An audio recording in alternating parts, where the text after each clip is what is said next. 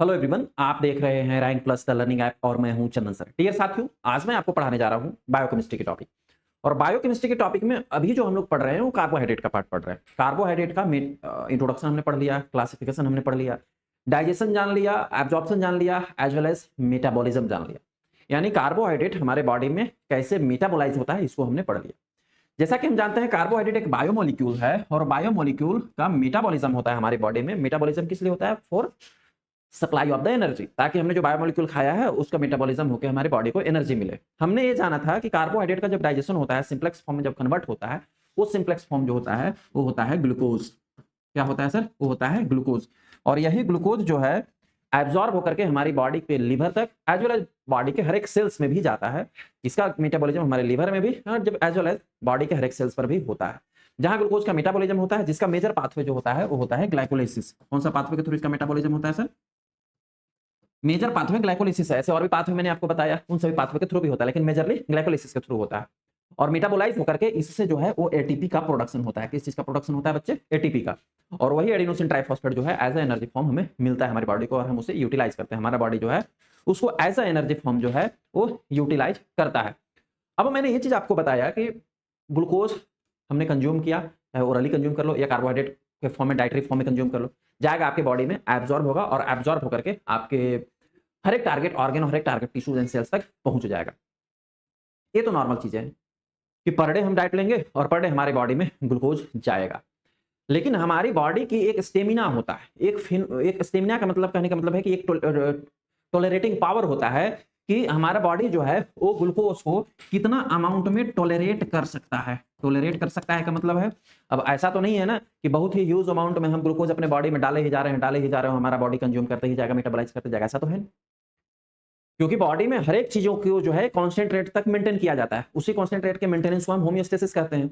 आपका बॉडी के पीएच भी एक कांस्टेंट रेट में है, ब्लड प्रेशर कांस्टेंट रेट में है, ब्लड वॉल्यूम कांस्टेंट रेट में है, फ्लूइड कांस्टेंट रेट में है, हर एक चीज कांस्टेंट है। उससे थोड़ा बहुत प्लस माइनस हुआ चल जाएगा, लेकिन अगर ह्यूज अमाउंट में प्लस माइनस हुआ तो आपकी बॉडी क्या है, इंबैलेंस हो जाता है और आप बीमार पड़ जाते हैं। यही होता है। तो वही चीज सर ग्लूकोज पर भी तो अप्लाई होगा। जितना आप ग्लूकोज को कंज्यूम करते जाओ और वो ग्लूकोज आपकी बॉडी यूटिलाइज करते जाए, ऐसा तो नहीं है। उसको कंट्रोल करने के लिए हमारे बॉडी में जो है वो हार्मोनल सिस्टम बनाया गया। आगे वाले क्लास, जो अगला क्लास हम लोग पढ़ेंगे जिसमें डायबिटीज मेलाइटस में आपको पढ़ाऊंगा, उसमें बताऊंगा उसको डिटेल में भी।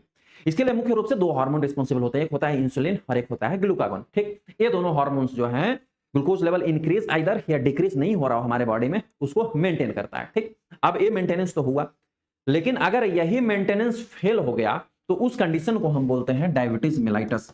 क्या बोलते हैं सर? Diabetes mellitus.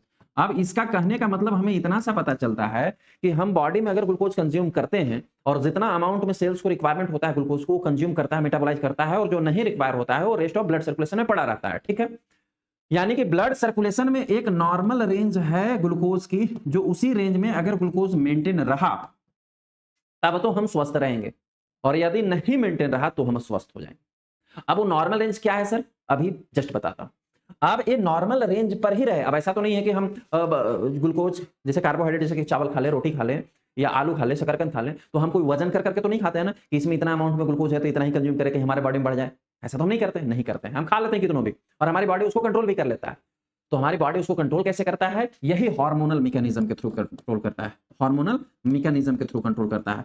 कौन सा मैकेनिज्म? जिसमें कि ग्लूकागोन हार्मोन और इंसुलिन हार्मोन पार्टिसिपेट करते हैं और वर्क करते हैं, जिसको हम अगले क्लास में डिटेल में पढ़ेंगे। ज्यादा भी खा लिया या कम भी खा लिया तो उसे कंट्रोल कर लेता है। लेकिन अगर यही हार्मोनल मैकेनिज्म एबनॉर्मल हो जाए, काम न करे सही से, फिर आपकी बॉडी में जो ये नॉर्मल रेंज मेंटेन करना होता है वो नॉर्मल रेंज मेंटेन नहीं हो पाता है, और फिर आपको डायबिटीज हो जाता है। उस कंडीशन को हम डायबिटीज मेलाइटस कहने लगते हैं। ठीक है, अब आपको कैसे पता चलेगा कि ये नॉर्मल मेंटेन हो रहा है कि नहीं हो रहा है? तब पता चलेगा जब हम पहले ये जान लें कि बॉडी में ग्लूकोज का नॉर्मल रेंज होता कितना है ना सर? बॉडी में कहने का मतलब है कि बॉडी को काट करके नहीं निकालेंगे। बॉडी में कहने का मतलब है कि ब्लड में जो सेल्स में यूज होना था ग्लूकोज को यूज हो गया, और यूज होने के बाद जो ब्लड में रिमेनिंग रह गया उसी को तो हम मेजरमेंट करके पता लगा सकते हैं। अगर ब्लड में ज्यादा दिखता है तो इसका मतलब हमारा बॉडी कंट्रोल नहीं कर पा रहा है ग्लूकोज को, उसका टॉलरेटिंग पावर जो है कम हो गया, हो सकता है मैकेनिज्म खराब हो गया, है ना? और यदि ब्लड में नॉर्मल है तो हम समझे कि हमारी बॉडी में सारे मैकेनिज्म नॉर्मल चल रहे हैं। ये मैकेनिज्म हार्मोनल मैकेनिज्म भी ठीक है, डायबिटिक नहीं है। ठीक, ब्लड में भी कहां स्पेसिफिकली, ब्लड में कहां रहेगा? प्लाज्मा में। प्लाज्मा या कह लो या सीरम में, आप दोनों में से किसी से भी कर सकते हो, लेकिन सीरम से क्यों नहीं हम ग्लूकोज को डिटरमाइन करते हैं उसका अभी बताऊंगा थोड़ी देर में, जब सिंपल वाले पार्ट पे आऊंगा।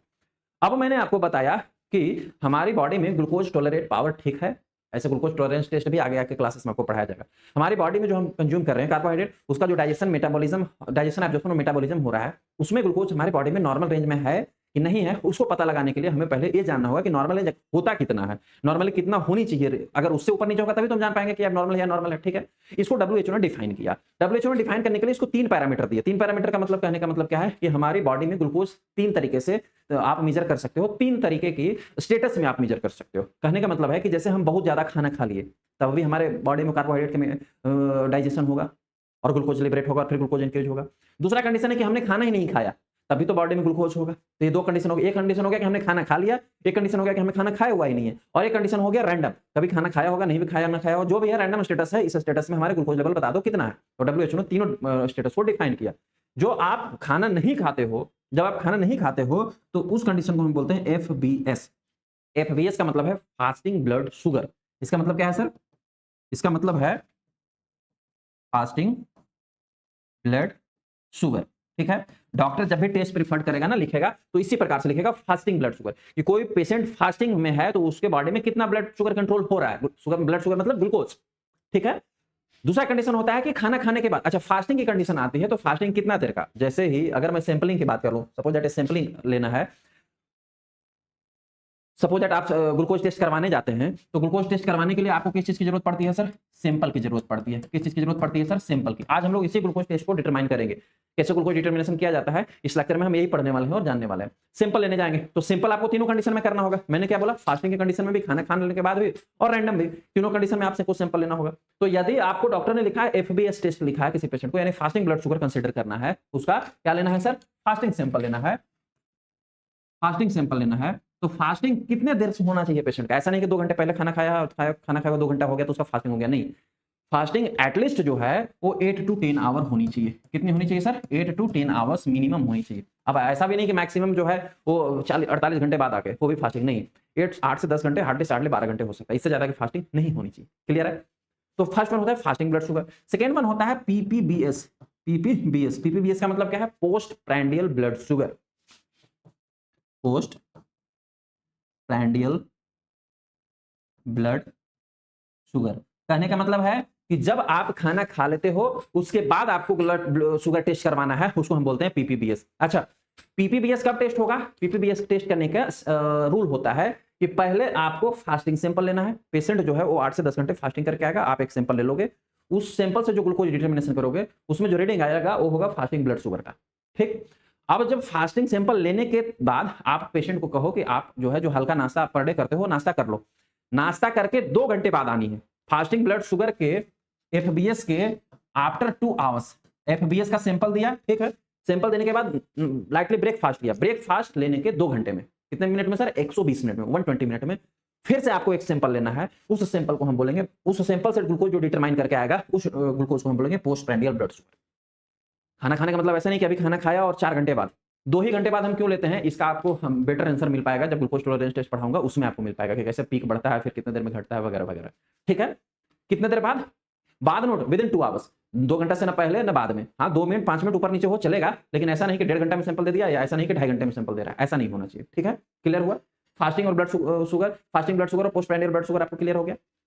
थर्ड हुआ कि चलो ये तो फास्टिंग के कंडीशन में भी हमने चेक कर लिया, खाना खा के भी चेक कर लिया। अच्छा, ये पोस्ट प्रैंडियल ब्लड शुगर में आप लाइटली ब्रेकफास्ट ले सकते हो, या ग्लूकोज टॉलरेंस टेस्ट में भी इस बात की चर्चा होगी 75 ग्राम आप ओरली शुगर भी ले सकते हो, ठीक है। ओरली शुगर वाले जूस या कुछ भी, ग्लूकॉन डी ले लो, ग्लूकोज है 75 ग्राम जो है ग्लूकॉन डी भी लेकर के आप टेस्ट कर सकते हो, ये बेटर कंट्रोल होता है। बट हम लोग नॉर्मली अगर किसी को डायबिटीज चेक कर रहे हैं तो लाइटली ब्रेकफास्ट के बाद ही चेक करना चाहिए। क्यों? क्योंकि वो पर डे सर्वाइव करने के लिए ग्लूकोज पी कर तो नहीं जी रहा है, पर डे वो किस लिए क्या खा के सर्वाइव कर रहा है? खाना खा के सर्वाइव कर रहा है। तो जितना खाना खाता है उस खाना खाने के बाद चेक करो ना कि उसमें कितना ग्लूकोज बढ़ रहा है, घट रहा है। ये 75 ग्राम वाला ग्लूकोज टॉलरेंस टेस्ट में बेटर कंट्रोल, जो बहुत ही ह्यूज डायबिटिक पेशेंट है उसके लिए यूज किया जाता है ना। ह्यूज डायबिटीज में भी आप मान लो कि बहुत कोमा वाला पेशेंट होगा, उसको नहीं, बस कंट्रोल को टेस्ट करने के लिए हम उसको यूज करेंगे, ठीक है सर। क्लियर हुआ आपको कैसे करना है पोस्ट प्रैंडियल? थर्ड कंडीशन जो आता है सर, OWH ने बोला RBS, यानी कि random blood sugar, random blood sugar. यानी कि पेशेंट सपोज डॉक्टर के पास गया, डॉक्टर को लगा कि इसको शुगर हो सकता है, पेशेंट को शुगर हो गया। तो अगर पेशेंट को शुगर हुआ है और पेशेंट रैंडमली टेस्ट चेकअप करवाने गया था डॉक्टर के पास, तो अब ऐसा तो नहीं है कि पेशेंट को बोलेगा आप तुम पूरा 8 घंटे की फास्टिंग करो, फिर पोस्टप्रांडियल करो, फिर कल टेस्ट करवाओ। ये फास्टिंग ब्लड शुगर पोस्टप्रांडियल केवल डायबिटिक पेशेंट में हम अप्लाई करते हैं मोस्ट ऑफ। अगर किसी को रैंडमली चेक करना है कि मुझे शुगर है कि नहीं है, तो उसको बस चाहे वो खाना कभी भी खाया हो, कोई मैटर नहीं करता, उसको बोलो कि जाओ भाई तुम अपना सैंपल दे दो और टेस्ट करवा लो। इस प्रकार के टेस्ट करवाने के बाद, इस प्रकार के सैंपल देने के बाद जो टेस्ट रीडिंग आएगी उसको हम बोलेंगे रैंडम ब्लड शुगर, कि रैंडमली इसके बॉडी में कितना कंट्रोल चल रहा है शुगर को। तो ये 3 प्रकार से लेबोरेटरी में जो है हम लोग ब्लड शुगर को एनालिसिस करते हैं। ये 3 प्रकार से जो है हम लोग लेबोरेटरी में ब्लड शुगर को टेस्ट करते हैं। यानी कि अब WHO ने कहा कि जब 3 प्रकार से हम आप ग्लूकोज को डिटरमाइन कर सकते हो किसी भी ह्यूमन को, तो तीनों स्टेटस में जो है आपको रीडिंग जाननी होगी। तीनों स्टेटस क्या, यदि आपको रीडिंग पता होगा तभी तो आप बताओगे कि इसमें ग्लूकोज बढ़ा हुआ है कि घटा हुआ है कि नॉर्मल है, यानी उसमें ग्लूकोज का कंट्रोल सही चल रहा है कि नहीं चल रहा है, कैसे बता पाओगे बिना जाने।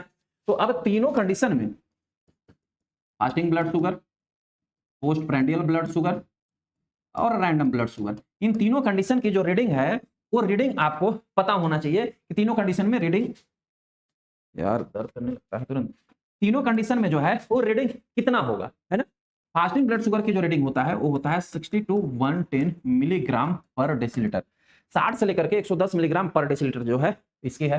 पोस्ट प्रैंडियल की जो होता है वो होता है 70 to 140 मिलीग्राम पर डेल। अब देखिए ये दोनों रीडिंग जो है अकॉर्डिंग टू द बुक आपको वेरी भी मिल सकता है, हो सकता है किसी में 60 से 115 भी देखने के लिए मिल सकता है फास्टिंग में, किसी किसी बुक में 145 भी दिख सकता है आपको पोस्ट प्रैंडियल में, है ना। तो इसको लेके ज्यादा कंफ्यूज नहीं होना, थोड़ा बहुत होता है बट इसको मान के चलो स्टैंडर्ड, ठीक है, इसी को आप याद रखो, इसी के अकॉर्डिंग जो है टेस्ट में क्वेश्चन भी सॉल्व करना। और जो रैंडम ब्लड शुगर है वो भी पोस्ट प्रैंडियल ब्लड शुगर इतना ही जो है वो माना जाता है। एक चीज और मैं इंपॉर्टेंट बात कि बायोकेमिस्ट्री में जो भी टेस्ट परफॉर्म करते हो उनके आप नॉर्मल रेंज हमेशा याद रखना, नहीं नॉर्मल रेंज याद रहेगा तो टेस्ट करने में गलती हो जाएगी, मिस्टेक हो जाएगा, ठीक है। दूसरी बात कि जो भी बायोकेमिस्ट्री में टेस्ट के रेफरेंस रेंज आप याद रखो, उसकी यूनिट जरूर याद रखो कि इसका यूनिट है क्या, कहीं लिखो भी तो उसको यूनिट में ही लिखो। जैसे इसकी यूनिट मिलीग्राम पर डेसीलीटर mg पर dl है, तो mg पर dl बोलना या लिखना रिकमेंडेड है, नहीं करोगे तो मिस्टेक गलत हो जाएगा आपका आंसर। तो अब ये आया 3 कंडीशन, तीनों में हमने नॉर्मल रेंज जान लिया कि फास्टिंग में 60 से 110 होना चाहिए, पोस्ट प्रैंडियल में 70 से 140 होना चाहिए, रैंडम में भी 70 से 140 मिलीग्राम पर डेसीलीटर होना चाहिए। अब जो मैं अभी बता रहा था कि यदि ये कंट्रोल सही है, यदि ये कंट्रोल सही है तो ये नॉर्मल रेंज मेंटेन रहेगा, लेकिन अगर ये कंट्रोल सही नहीं है, पेशेंट डायबिटिक हो गया, डायबिटीज मेलाइटस हो गया, तो इस कंडीशन में कितना रेंज तक जो है ग्लूकोज बढ़ेगा तो हम बताएंगे कि डायबिटीज होगा। कंट्रोल सही नहीं है मतलब कि ये सही नहीं हो पाएगा। अब सही नहीं हो पाएगा का मतलब क्या है कि सपोज दैट किसी में हार्मोनल डिसबैलेंसिंग हो गया, ग्लूकागोन काम नहीं कर रहा है, इंसुलिन काम नहीं कर रहा है, तो ग्लूकोज लेवल जो है घट बढ़ सकता है। तो घटने या बढ़ने के तुरंत के कंडीशन को क्या हम डायबिटीज मेलाइटस कह देते हैं? जी नहीं, बिल्कुल भी नहीं। डायबिटीज मेलाइटस किस कंडीशन को कहते हैं? अगला क्लास आपको पढ़ाऊंगा, डायबिटीज मेलाइटस तो पढ़ाऊंगा जस्ट इसके बाद वाला क्लास। अभी फिलहाल ये मैं बताने जा रहा हूं आपको कि यदि ये दोनों रेंज जो मैंने आपको बताया, जो ये लोअर रेंज है 140 मिलीग्राम पर डेल, जो ये लोअर रेंज है, अगर इस लोअर रेंज से ग्लूकोज डिक्रीज हो जाता है, सपोज दैट फास्टिंग में 60 है और किसी को आता है 50, तो उस कंडीशन को क्या कहेंगे? पोस्ट प्रैंडियल में 70 है, किसी को आता है 60, तो उस कंडीशन को क्या कहेंगे? यदि लोअर रेंज से डिक्रीज होता है ग्लूकोज लेवल तो उस कंडीशन को बोला जाता है हाइपोग्लाइसेमिया। क्या बोला जाता है सर? हाइपोग्लाइसेमिया, ठीक। और यदि हायर रेंज से, ये जो हायर रेंज है, यदि हायर रेंज से इंक्रीज होता है ग्लूकोज तो उस कंडीशन को हम बोलते हैं हाइपरग्लाइसेमिया। क्या बोलते हैं सर? हाइपरग्लाइसेमिया। अब अभी डायबिटीज की थोड़ी देर सिनेरियो छोड़ दो, फिलहाल तो हम ग्लूकोज डिटर्मिनेशन इसलिए कर रहे हैं कि ग्लूकोज बढ़ा हुआ है कि घटा हुआ है, ये कंट्रोल चेक करने के लिए। ये डॉक्टर डिफाइन करेगा कितना बढ़ा हुआ है तो उसको डायबिटीज है, हालांकि हम भी जानेंगे लेकिन अगले क्लास में उसको, ठीक। अभी हम फिलहाल ये पता लगा रहे हैं कि जो ये नॉर्मल रेंज है, किसी का हमने सैंपल लिया तो उसके सैंपल में इससे बढ़ा हुआ है कि घटा हुआ है ग्लूकोज। बढ़ा हुआ है तब भी आप नॉर्मल है, घटा हुआ है तब भी आप नॉर्मल है, रहना बस इसी के बीच में चाहिए, ठीक है। इसीलिए आज हम लोग क्या करने जा रहे हैं sir? To determine of blood glucose level by the given sample. जो भी सैंपल दिया गया है उस सैंपल से हम ब्लड ग्लूकोज को डिटरमाइन करेंगे। यदि इस रेंज से बढ़ा हुआ आएगा उसको हम हाइपरग्लाइसेमिया कहेंगे, यदि इस रेंज से घटा हुआ आएगा तो उसको हम हाइपोग्लाइसेमिया कहेंगे। हाइपरग्लाइसेमिया का मतलब है कि ग्लूकोज इससे इंक्रीज आना चाहिए। किस कंडीशन में इंक्रीज हो सकता है सर? क्लिनिकल फीचर्स में, जैसे कि डायबिटीज मेलाइटस। डायबिटीज मेलाइटस, किसी को डायबिटीज हुआ है तो ग्लूकोज जो है वो बढ़ जाएगा। जैसे कि हाइपर एड्रेनलिज्म। हाइपर एड्रेनलिज्म का मतलब है कि आपको केएफटी में एएफटी में भी पढ़ाया होगा और ह्यूमन फिजियोलॉजी में एक्सक्रीटरी सिस्टम किडनी पढ़ाया होगा तो उसमें बताया होगा कि किडनी के ऊपर एक एड्रेनल ग्लैंड होता है जिसमें बहुत सारे हार्मोन सीक्रेट होते हैं, मेनली कॉर्टिसोल हार्मोन सीक्रेट होता है। तो जब कॉर्टिसोल हार्मोन का जो सीक्रेशन बढ़ जाए, हाइपर एड्रेनलिज्म का मतलब सीक्रेशन बढ़ जाए, उसी कंडीशन को हम बोलते हैं हाइपर एड्रेनलिज्म। उससे मेनली जो है वो आपको रख लो कुशिंग सिंड्रोम क्रिएट होता है, एबनॉर्मलिटी। इन दोनों कंडीशन को हम कॉर्टिसोल लेवल जो है वो इंक्रीज हो जाता है, जिसके कारण बॉडी में फिर से ग्लूकोज कंट्रोल एबनॉर्मल हो जाता है और ग्लूकोज के लेवल जो है बॉडी में इंक्रीज हो जाता है। तो इन तीन कंडीशन में बेसिकली मान के चलो कि आपकी बॉडी में हाइपरग्लाइसेमिया क्रिएट होगा, नॉर्मल लेवल से ग्लूकोज ज्यादा बढ़ जाएगा आपकी बॉडी में। अब हाइपोग्लाइसेमिया किस कंडीशन में होगा सर? हाइपोग्लाइसेमिया के लिए आप याद रख सकते हो हाइपर इंसुलिनिज्म। हाइपर इंसुलिनिज्म का मतलब क्या है? अभी मैंने बताया कि दो हार्मोन जो है रिस्पॉन्सिबल होते हैं, ग्लूकागोन और इंसुलिन। इंसुलिन हार्मोन जो होता है उसका काम होता है कि जब आपकी बॉडी में ग्लूकोज लेवल बढ़ने लगे तो उसको धीरे धीरे कम करे और कम करके नॉर्मल लेवल तक आए। लेकिन इंसुलिन का भी काम है कि इसी नॉर्मल तक ले आए। जैसे किसी को सपोज दैट ग्लूकोज जो है, आपने बहुत ज्यादा खाना खा लिया बहुत ज्यादा, तो आपका ग्लूकोज जो है 10 मिनट के बाद या 15 या आधे घंटे बाद जो है 155 हो गया। क्या हो गया? 155 मिलीग्राम पर डे हो गया, ठीक, after the intaking of the food, क्योंकि फूड खाने के बाद स्लाइटली इंक्रीज हो ही जाएगा। लेकिन अब 155 ही जो है 5 घंटे तक रह जाएगा, तब आपको एब्नॉर्मलिटी फील होने लगेगा। लेकिन 10 मिनट 15 मिनट आधे घंटे में जो है वो 155 से फिर 140 या 130 या 125 पर आ जाए, यानी नॉर्मल लेवल पर आ जाए, तो नॉर्मल ही कहलाएगा। ये नॉर्मल लेवल तक किसने लाया सर? इस नॉर्मल लेवल तक लाने में हेल्प किया इंसुलिन हार्मोन ने। किसने हेल्प किया सर? इंसुलिन हार्मोन ने। इंसुलिन हार्मोन क्या करता है? ग्लूकोज के लेवल को डिक्रीज करता है, ग्लूकागोन क्या करता है? इंक्रीज करता है। तो यदि आपकी बॉडी में हाइपर इंसुलिनिज्म हो गया, मतलब कि इंसुलिन हार्मोन का बहुत ज्यादा सिक्रेशन हो गया और इंसुलिन हार्मोन बहुत ज्यादा काम करने लगा, जैसे 155 था तो 140 पे 135 पे ला करके छोड़ दिया, उतना ही करना था, नहीं अब वो मान ही नहीं रहा है। 155 हुआ तो वो सीधा जो है हमारा 65 पे ला करके छोड़ रहा है, मतलब लोअर रेंज से भी नीचे। इसको बोलते हैं हाइपर इंसुलिनिज्म। इंसुलिन ज्यादा काम करने लगा, तो इस कंडीशन में क्या होगा सर? हाइपोग्लाइसेमिया होगा। ग्लूकोज लेवल क्या हो जाएगा? आपको डिक्रीज हो जाएगा। दूसरा कंडीशन सर यहां था हाइपर एड्रेनलिज्म, हाइपो एड्रेनलिज्म का मतलब है जब एड्रेनल ग्लैंड में कॉर्टिसोल लेवल, एड्रेनल ग्लैंड काम करना बंद कर दे या कम कर दे, जिसके कारण कॉर्टिसोल हार्मोन्स का सेक्रेशन जो है वो डिक्रीज हो जाए, कॉर्टिसोल हार्मोन का लेवल जो है डिक्रीज हो जाए, जिससे क्या होगा? ग्लूकोज कंट्रोल फिर डिक्रीज होगा और आपको हाइपोग्लाइसेमिया हो जाए। थर्ड कंडीशन, आपको बहुत ही लंबे समय तक जो है क्रोनिक एंटीबायोटिक थेरेपी चल रहा है। क्या sir? Due to antibiotic therapy. अगर लंबे समय तक एंटीबायोटिक की थेरेपी चल रहा है, इस कंडीशन में भी ग्लूकोज के कंट्रोल एबनॉर्मल होते हैं और फिर धीरे धीरे ग्लूकोज जो है डिक्रीज हो जाता है। तो बेसिकली आप ये तीन कंडीशन हाइपोग्लाइसेमिया के और ये तीन कंडीशन हाइपरग्लाइसेमिया के याद रखना कि किस कंडीशन में ग्लूकोज बढ़ सकता है और किस कंडीशन में ग्लूकोज घट सकता है। अब ग्लूकोज का बढ़ जाना मेनली डायबिटीज हो जाता है। कितना बढ़ जाना वो हम लोग इस पूरी डायबिटीज मेलेटस का एक बड़ा सा चैप्टर है जिसको अगले क्लास में बहुत डिटेल में पढ़ेंगे। क्लियर हो गया?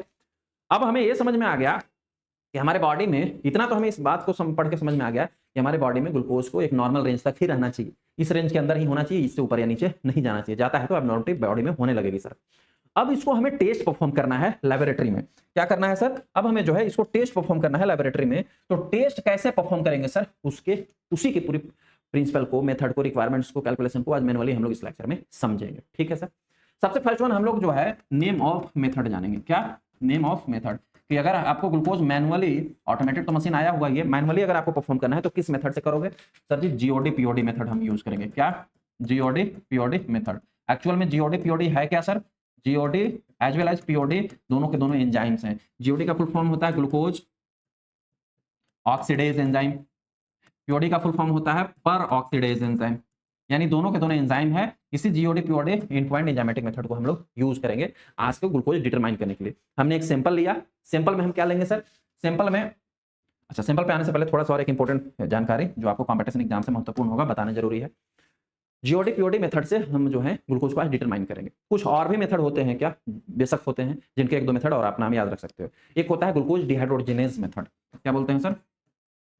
ग्लूकोज डिहाइड्रोजिनेज मेथड, ठीक है। एक होता है हेक्सोकाइनेज मेथड। क्या होता है सर? Hexokinase method. इन सभी मेथड्स के भी नाम याद रख सकते हैं, तो और भी होते हैं, बहुत सारे हैं बायोकेमिस्ट्री, बट दो तीन आप नाम याद रखो, it is enough for that. अब एक क्वेश्चन बहुत इंपॉर्टेंट क्या बनता है कंपटीशन एग्जाम में, जैसे मैंने इन तीन मेथड के नाम बताया, GOD POD, glucose dehydrogenase as well as hexokinase method, इनमें से या और भी मेथड है, उन सब में से सबसे एक्यूरेट और सबसे प्रिसाइज मेथड ग्लूकोज डिटर्मिनेशन के लिए किसको माना जाता है? क्वेश्चन ए आएगा। याद रखना, सबसे एक्यूरेट और सबसे प्रिसाइज मेथड जो है इसको माना जाता है, हेक्सोकाइनेज को माना जाता है, सबसे एक्यूरेट और सबसे प्रिसाइज माना जाता है। अब सवाल आता है क्यों माना जाता है? आया ना दिमाग में? चाहिए और भी मेथड है, उनको क्यों नहीं, इसी को क्यों माना जा रहा है? देखो इसके लिए थोड़ा सा मैकेनिज्म बैक फ्लो में जाऊंगा। क्या नाम है सर? Hexokinase method. ग्लाइकोलाइसिस आपको पाथवे जब मैं पढ़ा रहा था तो उसमें बताया था कि ग्लूकोज जो है ब्रेक डाउन होकर ग्लूकोज 6 फॉस्फेट में कन्वर्ट होता है in the presence of the hexokinase enzyme. सबसे फर्स्ट स्टेप ही जो है, सबसे फर्स्ट स्टेप में ही जो है हेक्सोकाइनेज एंजाइम पूरी ग्लाइकोलाइसिस पाथवे में जो है वो पार्टिसिपेट करता है। और हेक्सोकाइनेज एंजाइम पार्टिसिपेट कर रहा है यदि ग्लाइकोलाइसिस पाथवे में, और उसी एंजाइम को अगर उठा करके उसी एंजाइम को अगर हम पार्टिसिपेट कर रहे हैं डिटर्मिनेशन में, तो इससे क्या होगा, ग्लूकोज कितना अमाउंट में था उतना ही अमाउंट में टूट के ग्लूकोज 6 फॉस्फेट बनेगा, है ना। तो हम जब ग्लूकोज 6 फॉस्फेट को डिटरमाइन करेंगे जो कि ग्लूकोज का ही फॉर्म है, तो हमें एक्यूरेटली पता लग जाएगा कि ग्लूकोज उस सैंपल में था कितना। दैट्स व्हाई जो है हेक्सोकाइनेज एंजाइम मेथड जो है, hexokinase enzyme method is the more accurate for in all of them method. Clear हुआ आपको? इतनी सी बात समझ में आई? अब एक और इंपॉर्टेंट क्वेश्चन अभी बनेगा, थोड़ी देर में बताता हूं। नेम ऑफ मेथड आपने जान लिया, ठीक है। इसके बाद आता है सर सैंपल, कि हम सर जी टेस्ट परफॉर्म करने के लिए सैंपल क्या लेते हैं ग्लूकोज के टेस्ट परफॉर्म करने के लिए। सैंपल जो है वो लिया जाता है सोडियम फ्लोराइड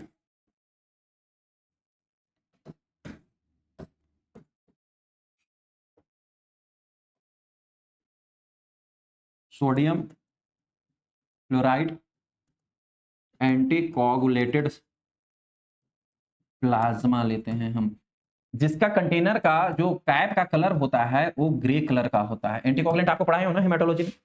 जो इस प्रकार का ये जो टेस्ट ट्यूब है जिसका कैप का कलर क्या है सर? ग्रे कलर का है। इसमें जो एंटीकोगुलेंट पड़ा हुआ होता है उसे हम बोलते हैं सोडियम फ्लोराइड एंटीकोगुलेंट। कितना रेशियो में होता है? 1:2 रेशियो में ही इसको भी यूज किया जाता है, ठीक है। कौन सा सैंपल हम लेंगे सर? हम सैंपल लेंगे सोडियम फ्लोराइड वाले एंटीकोगुलेट वाइल में ब्लड लेंगे। ब्लड लेने के बाद इसमें मिक्स करेंगे। मिक्स करने के बाद जो प्लाज्मा सेपरेट होगा, क्योंकि एंटीकोगुलेंट ले रहे हैं तो क्या सेपरेट होगा? प्लाज्मा। उसी प्लाज्मा से जो है ग्लूकोज डिटर्मिनेशन करेंगे। अब इंपॉर्टेंट क्वेश्चन एंड कंफ्यूजन यहां से क्रिएट होना स्टार्ट होता है। सबसे पहले आपके मन में सवाल आएगा कि why we choose the sodium fluoride only. फिर दूसरा आपके मन में यह भी सवाल आएगा कि हम प्लेन वाइल क्यों नहीं ले रहे हैं। शुरू में ही बताया था आपको कि सीरम भी ले सकते हो या प्लाज्मा भी, लेकिन सीरम नहीं लेंगे। क्यों? बताया था कि थोड़ी देर बाद आंसर मिलेगा, जो अभी आंसर अब मिलेगा आपको। सबसे फर्स्ट में मैं आपको आंसर देने जा रहा हूं कि why we choose the sodium fluoride vial. Sodium fluoride vial ही क्यों चूज कर रहे हैं, कोई अनदर एंटीकोगुलेंट क्यों नहीं चूज कर रहे? देखिए, जब आप सैंपल कलेक्ट करोगे तो होल ब्लड लोगे, उसमें प्लाज्मा भी होगा, उसमें रेड ब्लड सेल भी होगा, व्हाइट ब्लड सेल भी होगा, प्लेटलेट भी होगा, ठीक है। रेड ब्लड सेल में को जो एनर्जी मिलता है, ग्लाइकोलाइसिस पाथवे में बताया था, रेड ब्लड सेल को जो एनर्जी मिलता है वो किस पाथवे के थ्रू एनर्जी मिलता है सर? ग्लाइकोलाइसिस पाथवे के थ्रू एनर्जी मिलता है। आरबीसीज को जो एनर्जी मिलता है वो किससे मिलता है सर? ग्लाइकोलाइसिस पाथवे से एनर्जी मिलता है। क्यों? किसी अनदर साइकिल से क्यों नहीं मिलता है? क्योंकि ग्लाइकोलाइसिस साइकिल जो है सेल्स के साइटोप्लाज्म में परफॉर्म होता है और इसको अनदर कंपोनेंट की रिक्वायरमेंट नहीं होता, ना न्यूक्लियस की, ना राइबोसोम्स की, ना लाइसोसोम्स, ना अनदर थिंग्स की, ना माइटोकॉन्ड्रिया। जबकि रेड ब्लड सेल में न्यूक्लियस नहीं होता है, अनदर कंपोनेंट नहीं होते हैं। That's why red blood cell में ग्लाइकोलाइसिस इजीली परफॉर्म हो जाता है और रेड ब्लड सेल को एनर्जी मिल जाता है, ठीक। ग्लाइकोलाइसिस का मतलब क्या होता है? Breakdown of the glucose. यानी कि रेड ब्लड सेल जो है ग्लूकोज को ब्रेकडाउन करता है, एटीपी निकालता है और उसको यूटिलाइज करता है, ठीक। अब सपोज दैट आपने सैंपल लिया, ठीक, सैंपल लिया, उसमें आरबीसी प्रेजेंट है, तो जो सैंपल बाहर निकाला, जो आरबीसी उसमें प्रेजेंट है, तो जो प्लाज्मा में ग्लूकोज प्रेजेंट होगा उसको आरबीसी यूटिलाइज करता रहेगा। क्योंकि बाहर निकालने से क्या मतलब है? आरबीसी तो जिंदा है और जब तक उसको एटीपी मिलता रहेगा तब तक वो जिंदा रहेगा। और प्लाज्मा जो हमने लिया है या जो हमने ब्लड सैंपल लिया है उसमें ग्लूकोज प्रेजेंट है, वो आरबीसी क्या करेगा? उस ग्लूकोज को यूटिलाइज करता रहेगा ग्लाइकोलाइसिस परफॉर्म कर करके। अब बोलोगे आप ठीक है ग्लाइकोलाइसिस परफॉर्म कर करके यूटिलाइज करो, उससे हमें क्या फर्क? उससे आपको ये फर्क पड़ेगा कि सैंपल सपोज दैट आपने अभी लिया है और आधे घंटे बाद या 1 घंटे बाद, 45 मिनट बाद या 15 मिनट बाद ही क्यों नहीं उसका ग्लूकोज आप डिटर्मिनेशन करो, जो एक्चुअल ग्लूकोज होगा उसका लेवल डिक्रीज आएगा, क्योंकि उतने देर में आरबीसी ने तो उसमें प्रेजेंट ग्लूकोज को यूटिलाइज कर लिया। तो अब हमें यहां जरूरत पड़ता है कि आरबीसी को हम रोकें, भाई तू ग्लाइकोलाइसिस परफॉर्म नहीं कर सकता है। अब टेस्ट ट्यूब में इसमें हमने लिया हुआ है प्लाज्मा और आरबीसी दोनों, आरबीसी को हमें एनर्जी क्यों दें? आरबीसी मर जाए, हमको क्या लेना देना? हमको तो ग्लूकोज निकालना है सर जी प्लाज्मा से या सीरम से, बेसिकली अभी प्लाज्मा से। आप आरबीसी सर्वाइव करो ना करो, हमें क्या मतलब? आप सर्वाइव करोगे तो हमारा रियल रिपोर्ट नहीं आएगा। तो हम क्या करेंगे? हमें इस ग्लाइकोलाइसिस पाथवे को रोकना होगा, हमें इस ग्लाइकोलाइसिस पाथवे को इनहिबिट करना होगा। ऐसे इनहिबिट करेंगे सर सोडियम फ्लोराइड एंटीकोगुलेंट से। अगर सोडियम फ्लोराइड एंटीकोगुलेंट हम उसमें मिला दिए हैं ब्लड में, तो सोडियम फ्लोराइड एंटीकोगुलेंट क्या करेगा? ग्लाइकोलाइसिस पाथवे में ही एक एंजाइम पार्टिसिपेट होता है, वो है enolase enzyme. Sodium fluoride anticoagulant क्या करेगा, इस इनोलेस एंजाइम के फंक्शन को ही रोक देगा, इनहिबिट कर देगा, जिसके कारण ग्लाइकोलाइसिस पाथवे ही परफॉर्म नहीं हो पाएगा। जब ग्लाइकोलाइसिस पाथवे नहीं परफॉर्म होगा तो आरबीसी को एनर्जी नहीं मिलेगा, जब एनर्जी नहीं मिलेगा तो आरबीसी को कुछ भी हो, हमारा ग्लाइकोलाइसिस तो नहीं हो रहा है, जो ग्लूकोज रियल था वो रियल अवेलेबल है, ब्रेकडाउन तो नहीं हो रहा है ग्लूकोज का। जब ब्रेकडाउन नहीं होगा ग्लूकोज का तो जो इनिशियल में पेशेंट के अंदर जो ग्लूकोज वैल्यू है उसको हम रियल रिपोर्ट में दे पाएंगे। तो that's why we use only the sodium fluoride anticoagulant, कोई अनदर एंटीकोगुलेंट काम नहीं परफॉर्म कर पाएगा। अब आपके मन में सवाल आ रहा होगा कि ठीक है तो फिर प्लेन वाला वाइल क्यों नहीं ले रहे हैं सर, सीरम से क्यों नहीं टेस्ट हम परफॉर्म कर रहे हैं। आप में से कई सारे बच्चे जो हैं परफॉर्म करते भी होंगे, गलत करते हुए। हाँ, हमने लिया और तुरंत सेंट्रीफ्यूज किया और लगा दिया मशीन में विद इन 2 मिनट, तो बहुत वेरिएशन नहीं आएगा ग्लूकोज का। लेकिन ऐसा किसी भी लैबोरेटरी में नहीं होता है कि सैंपल लिया और तुरंत टेस्ट परफॉर्म हो गया।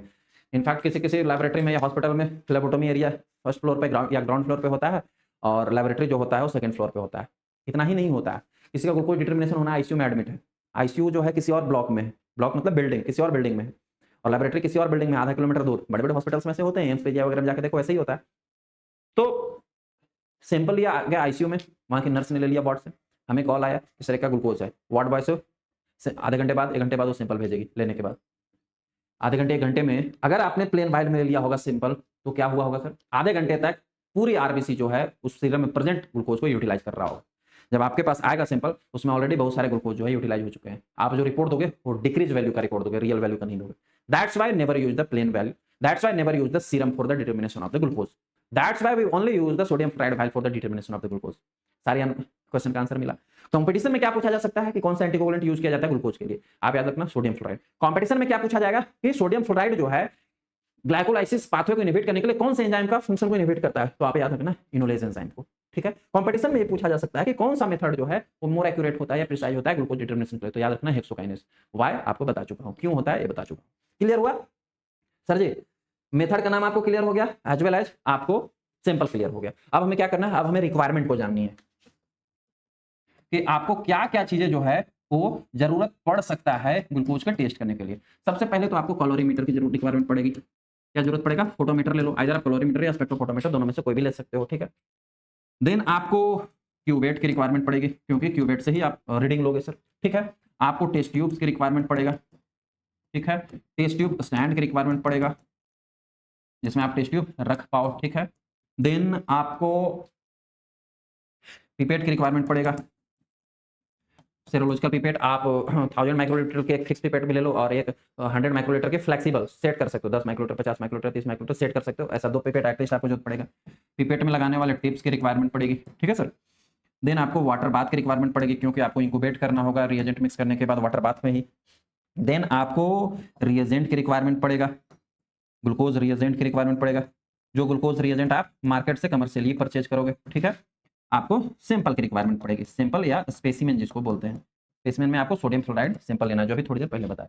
इतनी सारी एटलीस्ट आपको रिक्वायरमेंट पड़ेगा।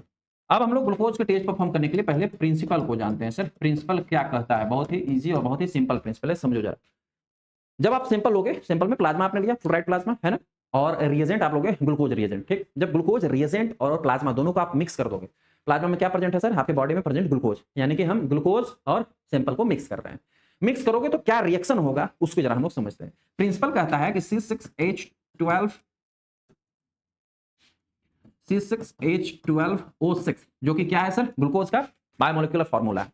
ये ग्लूकोज कहां प्रेजेंट है सर, प्लाज्मा में प्रेजेंट है। जब इस प्लाज्मा को, इसको हम प्लाज्मा बोल रहे हैं क्योंकि ग्लूकोज कहां प्रेजेंट होगा, प्लाज्मा में। जब उस ग्लूकोज को आप रिएजेंट के साथ मिक्स करोगे तो उस रिएजेंट में वाटर एंड ऑक्सीजन दोनों प्रेजेंट होंगे, वाटर एंड ऑक्सीजन दोनों प्रेजेंट होंगे, जो कि ये ग्लूकोज जो है वाटर एंड ऑक्सीजन के साथ रिएक्शन करेगा in the presence of GOD enzyme, glucose oxidase enzyme, क्योंकि ग्लूकोज ऑक्सीडेज एंजाइम भी कहां प्रेजेंट है, उस रिएजेंट में। रिएक्शन करेगा और रिएक्शन करके एक प्रोडक्ट बनाएगा, जिस प्रोडक्ट को हम बोलते हैं glucuronic acid, glucuronic acid as well as H2O2 hydrogen peroxide बनेगा। जब आपने ग्लूकोज, ये ग्लूकोज कहां प्रेजेंट था सर, आपके सैंपल में, आपके प्लाज्मा में प्रेजेंट था। जब आपने इसको रिएजेंट के साथ मिक्स किया, रिएजेंट में हाइड्रोजन, वाटर एंड ऑक्सीजन, तो ऑलरेडी ऑक्सीजन तो एनवायरमेंट से वाटर जो है उसमें प्रेजेंट होगा, और उसमें जीओडी एंजाइम प्रेजेंट है। जीओडी एंजाइम के प्रेजेंस में रिएक्शन किया वाटर के साथ ग्लूकोज, और क्या बना दिया, glucuronic acid as well as hydrogen peroxide. उसी रिएजेंट में एक और एंजाइम था, परऑक्सीडेज एंजाइम। ये सब आपको अलग से नहीं डालना है, वो हमें कंपनी ने मिक्स करके भेजा है। अब अगेन जो है हाइड्रोजन परऑक्साइड बना है, H2O2 जो बना है, ये H2O2 जो है फिर अगेन रिएक्शन करेगा उसी रिएजेंट के साथ। उसमें कौन कौन से कंपोनेंट, फिनॉल के साथ रिएक्शन करेगा प्लस 4 AAP के साथ रिएक्शन करेगा। AAP का मतलब क्या है, amino antipyrine reagent, antipyrine reagent. ये भी कहां प्रेजेंट है सर, ये फिनॉल और एंटीपायरिन उसी रिएजेंट में प्रेजेंट है। अगेन जो हाइड्रोजन परऑक्साइड बना है, फिनॉल और एंटीपायरिन के साथ रिएक्शन किया, किसके प्रेजेंस में रिएक्शन किया सर, इस बार जो है पीओडी एंजाइम्स के प्रेजेंस में रिएक्शन किया, परऑक्साइड एंजाइम के प्रेजेंस में, वो भी रिएजेंट में प्रेजेंट था। और रिएक्शन करके जो है वो क्यूनोन एमाइन का प्रोडक्शन किया। किस चीज का, क्यूनोन एमाइन का प्रोडक्शन किया। क्यूनोन एमाइन जो है वो एक कलर कॉम्प्लेक्स है। क्या है सर, कलर कॉम्प्लेक्स है। मतलब कि कैसा कलर कॉम्प्लेक्स है, पिंक कलर कॉम्प्लेक्स है। यानी रिएक्शन करने के बाद जो है पिंक कलर का फॉर्मेशन हुआ प्लस H2O वाटर का फॉर्मेशन किया। ठीक, अब ये पिंक कलर क्यों फॉर्मेशन हुआ, क्यूनोन एमाइन जो पिंक कलर में बना, किस लिए बना, क्योंकि किस कारण बना, क्योंकि ग्लूकोज प्रेजेंट था। अब प्लाज्मा में ग्लूकोज कुछ ना कुछ तो प्रेजेंट होगा ही सर, तो समझ लो पिंक कलर तो फॉर्म होने, ना ग्लूकोज प्रेजेंट रहता, ना ही H2O2 बनता, ना ही H2O2 बनता तो ना ही वो जो है पीओडी के साथ रिएक्शन करके पिंक कलर बनता। यानी कि ग्लूकोज है तो पिंक कलर बनेगा। अब जितना हाई अमाउंट में ग्लूकोज होगा उतना ही हाई अमाउंट में पिंक कलर बनेगा, जितना ही लो अमाउंट में ग्लूकोज होगा उतना ही लो अमाउंट में पिंक कलर बनेगा। That means what, that means that कि the formation of the pink colour complex is directly proportional to the presence of glucose in the plasma. Plasma में अगर glucose का level बढ़ा तो pink colour का formation बढ़ा, it is directly proportional. अगर plasma में ग्लूकोज लेवल घटा, दैट मींस कि पिंक कलर का फॉर्मेशन भी डिक्रीज हो जाएगा। तो formation of, here is the formation of the pink colour, यहां लिखना होगा आपको, formation of pink colour complex, pink colour complex is directly proportional to the glucose present in given sample. Given sample, जो sample दिया गया था, क्या sample था सर, क्लोराइड प्लाज्मा था। उस प्लाज्मा में जितना ग्लूकोज है उसके डायरेक्टली प्रोपोर्शनल है पिंक कलर का फॉर्मेशन। ठीक, अब जो है पिंक कलर का फॉर्मेशन हुआ है, इसकी ऑप्टिकल डेंसिटी जो है, ओडी मतलब ऑप्टिकल डेंसिटी विल टेक, या ऐसा लिख सकते हो कि absorbance formation of the pink colour density will observe at 505 to 546 nanometre filter, green filter पे। अब जो ये पिंक कलर का फॉर्मेशन हुआ है, इस पिंक कलर की हम लोग क्या करेंगे, ऑप्टिकल डेंसिटी मेजर करेंगे, यानी एब्जॉर्बेंस मेजर करेंगे। कहां, कैलोरीमीटर में। कितने नंबर नैनोमीटर पे sir, will take, OD will take on 505 to 546 nanometre. ये ग्रीन फिल्टर पर जो है, ग्रीन फिल्टर पर जो है आप इसकी एब्जॉर्बेंस रीडिंग लोगे, ऑप्टिकल डेंसिटी लोगे। ऑप्टिकल डेंसिटी बोलो या एब्जॉर्बेंस बोलो, दोनों सेम है। कितने ग्रीन फिल्टर पे, अगेंस्ट द ब्लैंक। किसके सर, अगेंस्ट सर ब्लैंक के अगेंस्ट जो है वो आप रीडिंग लोगे। अगेंस्ट द ब्लैंक का मतलब है कि आप जो जीरो सेट करोगे वो ब्लैंक से सेट करोगे। ठीक है सर, रिएजेंट से सेट नहीं करोगे। ये सब जो ब्लैंक से सेट करना, जीरो, ये सब जो है क्लोरीमीटर और स्पेक्ट्रोफोटोमीटर का लेक्चर पढ़ाया हूं बायोकेमिस्ट्री में ही, उस समय आपको डिटेल बताया गया, आप कंफ्यूज नहीं हो। ठीक है, वो मैनुअली इसीलिए तो बताया गया, बियर्स एंड लैम्बर्ट्स लॉ था, उसी के लिए तो ये फॉर्मूला अप्लाई होता है। प्रिंसिपल आपको समझ में आया सर, सिंपली। ठीक है सर, अब हम लोग आते हैं, now come on to the procedure. अब हम लोग प्रोसीजर कैसे परफॉर्म करेंगे सर। ठीक है, प्रोसीजर बड़ा सिंपल है। सिंपल कैसे है सर, कि आप 3 टेस्ट ट्यूब लो। क्या लेना है sir, take 3 test tubes, 1 2 3, 3 test tube हो गया हमारे पास। इधर में एक और कॉलम बना देता हूं मैं, take 3 test tubes. 3 test tube लेना है। अब ऐसे कॉलम नहीं बना देना है, आपको टेस्ट ट्यूब लेना है एक्चुअल में, प्लास्टिक वाला। एक टेस्ट ट्यूब पर टी मेंशन करो, टी फॉर द टेस्ट। एक टेस्ट ट्यूब पर बी मेंशन करो, बी फॉर द ब्लैंक। और एक टेस्ट ट्यूब पर एसटीडी मेंशन करो, मतलब स्टैंडर्ड। ठीक है, पहला वाला जो टेस्ट ट्यूब टी, दूसरा वाला बी और थर्ड वाला स्टैंडर्ड मेंशन किया, तीनों को जो है टेस्ट ट्यूब स्टैंड में रख दो। ठीक, मार्कर लिए रहना, मार्कर से लिख देना तीनों टेस्ट ट्यूब पे। अब करना क्या है सर, सबसे फर्स्ट वन जो आपको ग्लूकोज रिएजेंट जो आपने लिया है कमर्शियल, उस ग्लूकोज रिएजेंट को पिपेट में टिप्स लगाओ और टिप्स लगा के 1000 माइक्रोलीटर उठाओ, पिक करो। ठीक है, 1000 माइक्रोलीटर जो है टी वाले में पुट करो। अगेन 1000 माइक्रोलीटर जो है वो बी वाले में पुट करो। 1000 माइक्रोलीटर जो है एसटीडी वाले, स्टैंडर्ड वाले में पुट करो। 1000 माइक्रोलीटर मतलब 1 ml। ठीक है, पहले 1000 माइक्रोलीटर सेट कर दो, या आपका सेट वाला ही अगर पिपेट है तो और भी अच्छी बात है। 1000 माइक्रोलीटर तीनों में डाल दिया हमने। ठीक, दूसरे नंबर पे अब हम क्या करेंगे सर, दूसरे नंबर पे अब हम सेकेंड हमें क्या करना है, स्टैंडर्ड। स्टैंडर्ड को जो है वो आपको अब डालनी है। अब ये आपको ग्लूकोज रिएजेंट और स्टैंडर्ड दोनों के दोनों कहां प्रेजेंट होंगे सर, जो रिएजेंट आपने लिया है उसी में प्रेजेंट होगा। देखना, एक पे लिखा होगा रिएजेंट, ग्लूकोज रिएजेंट, और एक डब्बे पे लिखा होगा स्टैंडर्ड। उस स्टैंडर्ड के कुछ कॉन्सेंट्रेशन भी उस पे लिखा हुआ होगा। स्टैंडर्ड का कॉन्सेंट्रेशन याद रखना, लगभग ग्लूकोज के लिए जीओडी पीओडी में जो स्टैंडर्ड दिया होगा उसका 100 मिलीग्राम पर डीएल उस पे स्टैंडर्ड का कॉन्सेंट्रेशन लिखा होगा। कहाँ लिखा होगा सर? उसके डब्बे पे ही पढ़ना आप, ठीक है। जो स्टैंडर्ड है उसको ओपन करो और ओपन करके आप पिपेट जो लिए हो उसमें 10 माइक्रोलीटर सेट करो, टिप्स लगाओ और 10 माइक्रोलीटर जो है वो आपको स्टैंडर्ड डालनी है। किसमें? स्टैंडर्ड वाले टेस्ट ट्यूब में। ब्लैंक और टेस्ट वाले में स्टैंडर्ड नहीं डाल अभी, ठीक। थर्ड वन जो आपको डालनी है वो डालनी है डिस्टिल्ड वाटर। क्या डालनी है सर? डिस्टिल्ड वाटर, ठीक। डिस्टिल्ड वाटर अगेन 10 माइक्रोलीटर वाले टिप्स लगाओ पिपेट में और 10 माइक्रोलीटर डिस्टिल्ड वाटर आपको डालना है ब्लैंक वाले जिसमें आपने बी मेंशन किया है, स्टैंडर्ड और टेस्ट वाले में नहीं डालना, ठीक है। अब आपको फोर्थ एंड लास्ट में क्या डालना है? सैंपल डालना है। सैंपल आपके पास क्या है सर? फ्लोराइड प्लाज्मा है, ठीक है। अब अगेन टिप्स चेंज करो, टिप्स लगाओ पिपेट में 10 माइक्रोलीटर अपने सैंपल में प्लाज्मा जो है उसको सक करो, एस्पिरेट करो, एस्पिरेट बोलते हैं उसको, एस्पिरेट करो और जो टी लिखा हुआ, टेस्ट लिखा हुआ है उसमें 10 माइक्रोलीटर प्लाज्मा डाल दो। ब्लैंक और स्टैंडर्ड वाले में प्लाज्मा नहीं डालना, ठीक है। हो गया क्लियर कट इतनी सी मामला। अब आपको तीनों टेस्ट ट्यूब में जो जो चीजें मटेरियल डालनी थी वो आपने सारी मटेरियल जो है वो डाल दिया है। तीनों टेस्ट ट्यूब को सेक करो, ऐसे ऐसे सेक करके मिक्स करो, मिक्स्ड वेल, तीनों टेस्ट ट्यूब को हमने मिक्स वेल अच्छे से मिक्स कर दिया और मिक्स करने के बाद इंक्यूबेट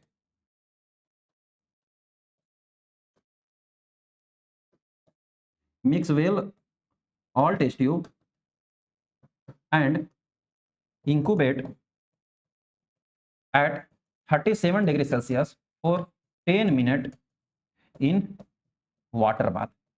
अब आपको क्या करना है सर? वाटर बाथ ऑन करो, उसको देख लो 37 डिग्री टेम्परेचर दिखा रहा है। इन तीनों टेस्ट ट्यूब को वाटर बाथ में रख दो 10 मिनट के लिए, स्टॉप वॉच स्टार्ट कर दो। After the end of the 10 minute, जब आपको 10 मिनट फिनिश हो जाएगा इंक्यूबेशन का। इंक्यूबेशन हम क्यों दे रहे हैं? रिएक्शन होने के लिए दे रहे हैं। क्यों दे रहे हैं सर? ये वाला रिएक्शन होने के लिए दे रहे हैं, पिंक कलर फॉर्मेशन के लिए समय दे रहे हैं। ये पूरा रिएक्शन होने में समय लगेगा ना सर, तो स्टैंडर्ड टाइम है 10 मिनट। इंक्यूबेट कर दिया, इंक्यूबेट करने के बाद अब आपको क्या करना है सर? Take the reading. अब क्या करना है? Take reading. रीडिंग मतलब OD, optical density, optical density या जिसको एब्जॉर्बेंस भी हम कहते हैं। अब आपको एब्जॉर्बेंस लेनी है। एब्जॉर्बेंस आप कैसे लोगे सर? कैलोरीमीटर वाले लेक्चर में सिखाया हूं। सबसे फर्स्ट वन जो है एब्जॉर्बेंस लेने के लिए आप जो कैलोरीमीटर है उसको ऑन करो। ऑन करने के बाद क्यूबेट लो, ठीक है। क्यूबेट को टिश्यू पेपर से वाइप कर दो, पोंछ दो, नीट एंड क्लीन होना चाहिए। सबसे पहला जो टेस्ट ट्यूब है आपको, 3 टेस्ट ट्यूब था आपके पास, ब्लैंक है, टेस्ट है और स्टैंडर्ड है, ठीक है। 3 टेस्ट ट्यूब है आपके पास, तीनों में रिएजेंट है। क्यूबेट में सबसे पहले जो है क्या डालोगे सर? ब्लैंक वाला जो है रिएजेंट क्यूबेट में डाल दो। डालने के बाद आपने कैलोरीमीटर ऑन किया हुआ है। ऑन करने के बाद जो है ये क्यूबेट जो है, जहां कैलोरीमीटर में क्यूबेट रखने के लिए स्पेस बना हो तो उसमें रखो।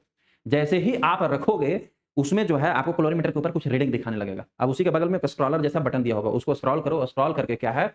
सबसे फर्स्ट में है set zero with the blank, क्योंकि किसके अगेंस्ट हमें लेना था रीडिंग? ब्लैंक के अगेंस्ट ही लेना था। जो रीडिंग आ रहा है उसको स्क्रॉलर बटन को घुमा करके 0 कर दो। अब रीडिंग 0 हो गया, ठीक है। हो गया। वापस क्यूबेट निकालो, क्यूबेट में जो रिएजेंट था ब्लैंक वाले में ट्रांसफर कर दो वापस टेस्ट ट्यूब में। फिर उसको अच्छे से पोंछ लो, ठीक है। वाइप क्लीन करो। क्लीन करने के बाद अच्छे से क्लीन करो। क्लीन करने के बाद अब क्यूबेट क्लीन हो गया। जो दूसरा टेस्ट वाला है आपको रिएजेंट अब क्यूबेट में डालो और फिर से जो है कैलोरीमीटर में रख दो। नाउ दूसरे नंबर पर जो है OD, optical density of test वाला टेस्ट ट्यूब पे हम ऑप्टिकल डेंसिटी ले रहे हैं। कुछ ना कुछ रीडिंग आया होगा, डिजिटल मीटर पे दिखेगा। सपोज दैट रीडिंग 22 आया है, कुछ भी आ सकता है, XYZ जो रीडिंग आपको आ रहा है वो रीडिंग आप लिख लो, नोट कर लो, ठीक है। कर लिया। वापस से क्यूबेट निकालो, क्यूबेट वाला जो रिएजेंट था वापस से टेस्ट वाले टेस्ट ट्यूब में डाल दो। फिर से क्यूबेट को क्लीन करो। क्लीन करने के बाद अब थर्ड नंबर पे स्टैंडर्ड वाला टेस्ट ट्यूब है। अगेन जो है क्यूबेट में स्टैंडर्ड वाला रिएजेंट डालो। रिएजेंट डालने के बाद take the OD of standard का जो है आप ओडी लो। सपोज दैट 20 आया स्टैंडर्ड का रीडिंग। जो स्टैंडर्ड का रीडिंग आ रहा है वो आप लिख लो, ठीक। लिख लिया आपने, आपको यही रीडिंग लेनी थी। अब रीडिंग ले लेने के बाद जो है अब आपको कैलकुलेशन करना है। क्या करना है सर? कैलकुलेशन करना है। क्या करना है आपको? कैलकुलेशन। कैलकुलेशन कैसे किया जाता है सर? जो बियर्स एंड लैम्बर्ट्स लॉ के अकॉर्डिंग जो मैंने आपको बताया था फॉर्मूला होता है। फॉर्मूला क्या होगा सर? हम क्या कैलकुलेट करने जा रहे हैं? हम लोग प्लाज्मा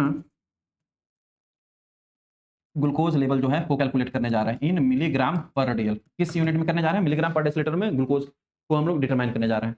फॉर्मूला होता है OD of test upon OD of standard into concentration of standard. यही होता है फॉर्मूला, ठीक है। फॉर्मूला पे हम अपनी सारी वैल्यू को पुट कर देंगे। ओडी ऑफ टेस्ट कितना आया हमारा सर? 22 आया है। ऊपर में हम 22 लिख देंगे। नीचे में है ओडी ऑफ स्टैंडर्ड कितना आया हमारा? 20 आया, हम 20 लिख देंगे। मैं ये सपोज करके लिख रहा हूँ, आप 2022 मत लिख देना। पता चले आप बोलो सर ने बताया है भाई, हम तो वही लिख देंगे। भाई जो आपको रीडिंग आएगा वो आप लिखना, तभी आप पेशेंट की रिपोर्टिंग कर पाओगे। और दूसरा में कंसंट्रेशन ऑफ स्टैंडर्ड आपको लिखना है मल्टीप्लाई में। सर जी मैंने अभी आपको रिएजेंट में ही बताया था कि जो स्टैंडर्ड होगा उसका कंसंट्रेशन उस पर लिखा हुआ होगा, कितना है सर 100 मिलीग्राम पर डीएल। आपके लिटरेचर या आपके रिएजेंट के अकॉर्डिंग जितना रहेगा वो जो है आप यहाँ लिख दोगे, ठीक है। इसको कैलकुलेट कर लो, 10 से 10 कट गया, 2 पचे 10 हो गया, 22 5 72 से 110 मिलीग्राम पर डीएल। यानी जो हम ग्लूकोज के डिटर्मिनेशन कर रहे थे अभी, उस ग्लूकोज की जो रीडिंग है, उस ग्लूकोज का जो रीडिंग है वो रीडिंग 110 मिलीग्राम पर डीएल आया। अब जो सैंपल आपने लिया होगा, सपोज दैट आपने अभी किस सैंपल से किया था सर, फास्टिंग सैंपल से किया था। जो आपने सैंपल लिया था प्लाज्मा फास्टिंग का था। अब उसको जो है पोस्ट प्रेंडियल का, फिर पोस्ट प्रेंडियल ब्लड शुगर का भी सैंपल लेना, ठीक है। फिर उसको जितना रीडिंग आ गया वो भी लिख करके देना, ठीक। जो रीडिंग आएगी वो आप उसको दोगे। फास्टिंग में अगर 110 मिलीग्राम पर डीएल आया है तो मैंने आपको नॉर्मल रेंज कितना बताया था, 110 तक ही तो बताया था फास्टिंग में। फास्टिंग ब्लड शुगर में 60 से 110 होता है, मतलब नॉर्मल ही है उसका शुगर लेवल। तो इस प्रकार से जो है आप blood glucose level, plasma glucose level जिसको कहो या ब्लड शुगर कहो, उसको आप डिटरमाइन कर सकते हो। चाहे फास्टिंग में करना हो, पोस्टप्रेंडियल में करना हो या रैंडम करना हो, इसी मेथड से ऐसे ही आप परफॉर्म करते हो। होप सो आपको समझ में आया होगा। It is all about the determination of the glucose bye the given blood sample. अब नेक्स्ट क्लास में आपको कार्बोहाइड्रेट से एक ग्लूकोज टॉलरेंस, सॉरी उसके पहले आपको डायबिटीज पढ़ाऊंगा नेक्स्ट क्लास में। डायबिटीज के बाद ग्लूकोज टॉलरेंस टेस्ट पढ़ाऊंगा, ठीक है सर। उसके बाद हमारा कार्बोहाइड्रेट फिनिश हो जाएगा। मिलते हैं नेक्स्ट क्लास में नए टॉपिक के साथ। Thank you so much.